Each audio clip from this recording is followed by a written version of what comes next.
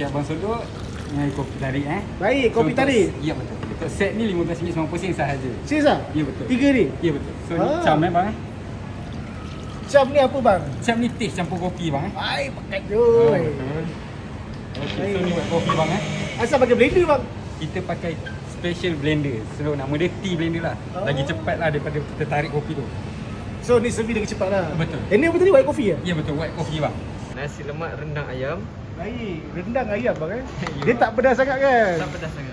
Bihun siam dengan rendang kambing. Bihun siam bang Ya bang. Dia bukan macam bihun Singapura kan? Bukan bang, kita pakai rempah tom yum. Dia masam-masam. Masam-masam. Ni mi kering dengan asam sotong. Asam soto ni apa bang? Dia lebih kurang macam asam pedas bang. Serius ah? Ya.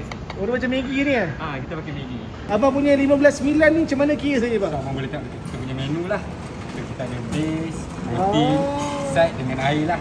Kalau satu ni, yang ni satu 15.9. Ya betul. Tapi untuk air Oh. sejuk abang kena tambah 50% lah. Air sejuk tambah 50%. Ya betul. Roti bakar tu jenis saya nampak Ya betul. So kita ada kaya butter toast and peanut butter toast lah. Peanut butter So toast. dengan kita ada telur sekali. So ni set ni 15.9. Ya betul. Hari-hari ada harga ni? Ya hari-hari ada. Waktu mall buka lah 10-10 lah. Janji 15.9. Janji 15.9. Baik. Ni saya makan dulu bang Okey boleh bang. Okay bang, nice. Terima kasih.